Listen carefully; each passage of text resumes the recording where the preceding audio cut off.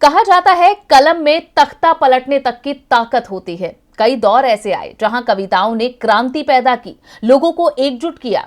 उत्तर प्रदेश के रण में कांग्रेस महासचिव प्रियंका गांधी भी ऐसी ही महिला क्रांति लाने की कोशिश में हैं, जिसके लिए उन्होंने बुधवार को चित्रकूट में अपने कार्यक्रम में उठो द्रौपदी शस्त्र उठा लो अब गोविंद ना आएंगे ये कविता पढ़ी। लेकिन इस कविता पर ही अब विवाद हो गया है। क्या है ये पूरा मामला, इस रिपोर्ट में देखिए। उत्तर प्रदेश विधानसभा चुनाव 2022 की तैयारियां तेज हो गई हैं।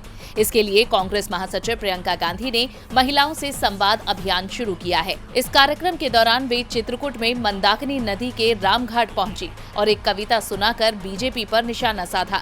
लेकिन अब इसके कवि ने कविता के इस्तेमाल पर आपत्ति जताई है। प्रियंका गांधी ने कविता सुनाते हुए कहा था, कवि ने भी कहा था, आपने सुना होगा, सुनो द्रौपदी शस्त्र उठा लो अब गोविंद न आएंगे। सुनो द्रौपदी शस्त्र उठा लो अब गोविंद न आएंगे।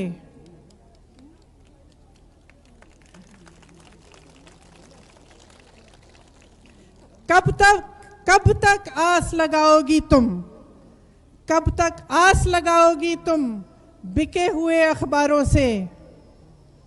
कब तक आस लगाओगी तुम बिके हुए अखबारों से।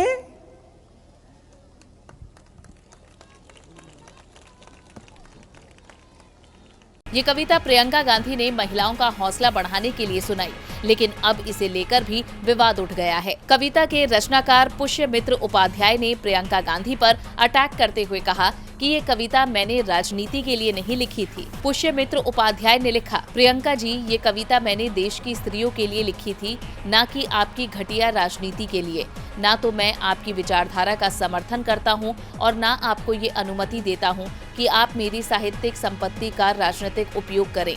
कविता भी चोरी कर लेने वालों से देश क्या उम्मीद रखेगा। पुष्यमित्र उपाध्याय ने प्रियंका पर उनकी कविता के सहारे राजनीति करने का आरोप लगाया, लेकिन ये भी दावा किया जा रहा है कि पुष्यमित्र का ये बयान भी राजनीतिक दबाव में आया है।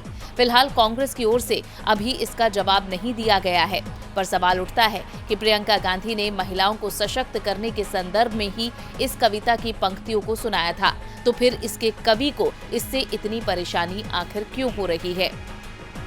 DB लाइव की रिपोर्ट।